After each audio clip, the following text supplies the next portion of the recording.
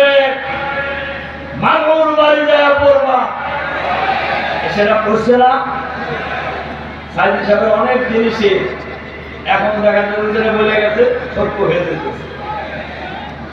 সংগ্রামী ভাই এবং বন্ধুগণ, সুতরাং তারা এখন পালিয়ে গেছে, কিন্তু ফ্যাসিবাদের দোষ সরকারের ভিতরে আছে কিনা, দেশে আছে কিনা?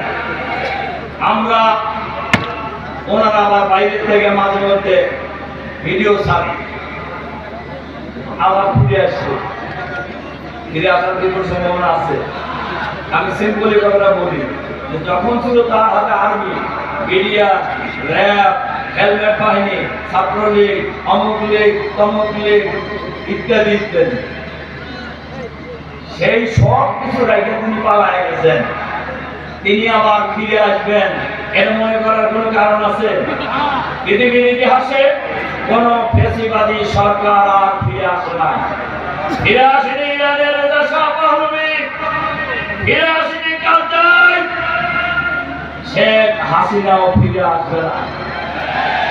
এখন ওই ঘোষণা শুনে কেউ কেউ উকি ঝুঁকি মারে, আমরা বলি উকি ঝুঁকি মারার চেষ্টা করেন। যারাই উকি ঝুঁকি মারবেন তারাই বিপদে পড়বেন। বাংলাদেশের 18 কোটি মানুষ, বাংলাদেশের মানুষ, বাংলাদেশে আর কোন ফ্যাসিবাদ ফিরে আসতে দেবে না।